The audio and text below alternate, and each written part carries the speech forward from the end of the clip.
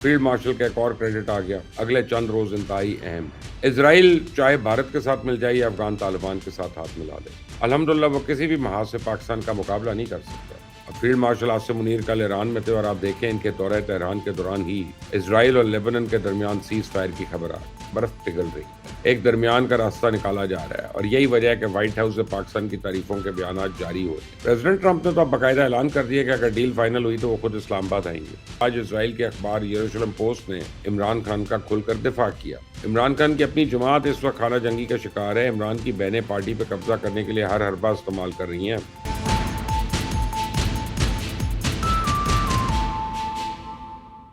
अस्सलाम वालेकुम, आप देख रहे हैं मुबश्शिर लुकमान चैनल। आज जुमे का दिन है, 17 तारीख है, अप्रैल का महीना है और पाक ईरान मुज़ाकरात बात कहाँ पे अटकी हुई और फील्ड मार्शल का एक और क्रेडिट आ गया। अगले चंद रोज़ इंतहाई अहम है। इस चैनल को सब्सक्राइब करिएगा, बेल आइकॉन को प्रेस करिएगा। इसराइल चाहे भारत के साथ मिल जाए या अफगान तालिबान के साथ हाथ मिला ले, अल्हम्दुलिल्लाह वो किसी भी महाज से पाकिस्तान का मुकाबला नहीं कर सकता। वज़ीर-ए-आज़म शहबाज शरीफ ने जब अमेरिका और ईरान के दरमियान सीज़ फायर का ऐलान किया था तो इसमें लेबनान और यमन भी शामिल थे, लेकिन नेतन्याहू ज़ुबान दे के मुकर गया। उसने ईरान और यमन की हद तक तो जंग बंदी कबूल कर ली, लेकिन लेबनान पे बमबारी रोकने से इनकार कर दिया। ईरान बहरहाल पहले ही अदम तहफ़्फ़ुज़ का शिकार था और अमेरिकन वादों पर एतबार करने को तैयार नहीं था। तो पाकिस्तान की क़यादत ने ईरान को मुकम्मल यकीन दिलाया था कि अमेरिका के साथ जो नुकात तय किए गए हैं उन पर अमल दरामद ज़रूर होगा। अब फील्ड मार्शल आसिम मुनीर कल ईरान में थे और आप देखें इनके दौरे तेहरान के दौरान ही इसराइल और लेबनान के दरमियान सीज़ फायर की खबर आ गई। ये अमेरिका की जानिब से एक गुडविल मैसेज था या जेस्चर था जो ईरान के साथ एतमाद साजी के अमल को मज़ीद पुख्ता करेगा। फील्ड मार्शल आसिम मुनीर ही हैं जिनकी कोशिशों से सदर ट्रंप ने खुद मुदाखलत की और नेतन्याहू को पीछे हटने पर मजबूर किया। अमेरिकन मीडिया खुद इस सीज़ फायर का सारा क्रेडिट आसिम मुनीर को दे रहा। The Lebanon issue was important for the Iranians, so what are they prepared to do and concede? And that right now is what the Pakistani delegation will be figuring out there in Tehran. वज़ीर-ए-आज़म Shahbaz Sharif Saudi Arabia और Qatar के बाद आज तुर्की पहुंच गए, जहां वो तुर्क क़यादत को ईरान के साथ जारी मुज़ाकरात के हवाले से आगाह करेंगे। फील्ड मार्शल आसिम मुनीर के दौरे तेहरान का बुनियादी मकसद इख्तलाफी अमूर पर बातचीत था और ईरानी क़यादत ने लेबनान में जंग बंदी को मुज़ाकरात के अगले दौर के लिए मुस्बत इशारा करार दिया और अमेरिका से एक मंतकी फ्रेमवर्क पर अमल कराने का मुतालबा किया। तो बेशतर उमूर पर इख्तलाफात कम हो गए, ताहम एटमी प्रोग्राम और यूरेनियम के इनरिचमेंट पे ईरानी क़यादत अभी तक कोई हतमी फैसला नहीं कर सकी है। ईरान के सदर ने अपने एक ट्वीट में इस बात का इजहार किया कि जो काम हम खुद कर रहे हैं वही काम दूसरों को करने की इजाज़त क्यों नहीं देते। यानी अमेरिका और इसराइल खुद तो एटमी ताकत है, लेकिन हमें एटमी सलाहियत हासिल करने से क्यों रोक रहे हैं। लेकिन मैं आपको बताऊं कि बर्फ़ पिघल रही है, एक दरमियान का रास्ता निकाला जा रहा है और यही वजह है कि व्हाइट हाउस से पाकिस्तान की तारीफों के बयान जारी हो रहे हैं। प्रेसिडेंट ट्रंप ने तो अब बाकायदा ऐलान कर दिया कि अगर डील फाइनल हुई तो वो खुद इस्लामाबाद आएंगे।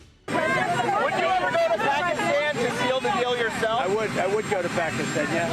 Pakistan has been great. They've been so good. Islamabad, I might go. Yeah, I might go. If the deal is signed in Islamabad, I might go. The field marshal has been great. The prime minister has been really great in Pakistan. So I might go. They want me. और हुकूमत पाकिस्तान ने इस तारीखी event की मेज़बानी के लिए अपनी तैयारियां अभी से शुरू कर दी हैं। पाकिस्तान को कोई कामयाबी मिले, ये बात भारत से कहाँ बर्दाश्त होती है। तो आज भारत ने इसराइल के साथ मिलकर वाशिंगटन में पाकिस्तान के खिलाफ लॉबिंग शुरू कर दी है।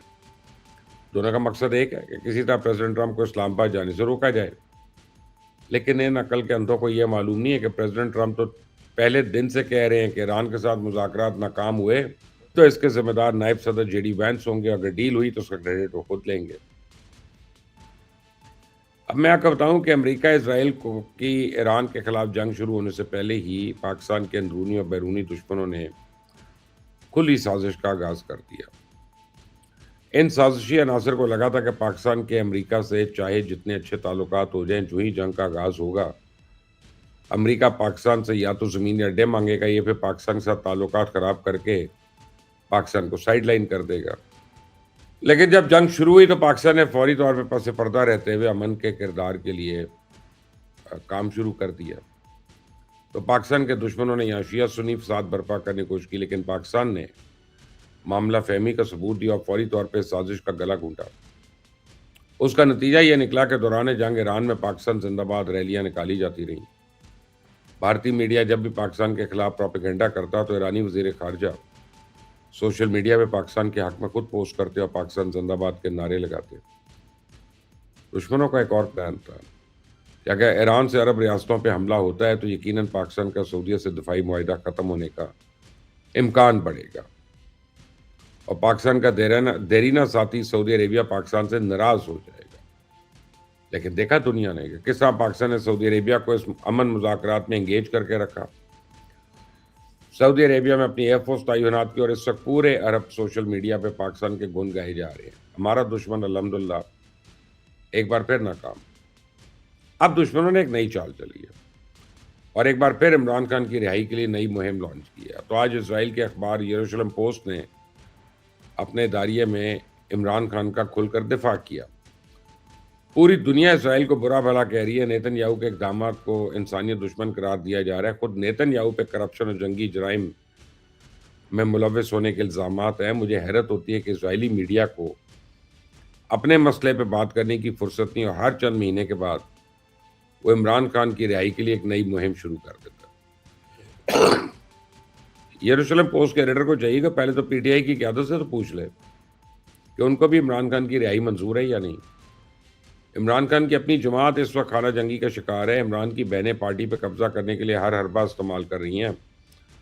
پارٹی کی پوری قیادت کو اس سر عام بکاؤ اور غدار قرار دیتی ہیں. پی ٹی آئی کا کوئی رہنما جب بھی عمران کی رہائی کے لیے حکومت سے بات کرتا ہے تو یہ مجمع لے کے اسلام آباد آ دھمکتی ہیں، بنی بنی بات کو بگاڑ دیتی ہیں. ورنہ عمران تو شاید پتہ نہیں بہت پہلے رہا ہو جاتا.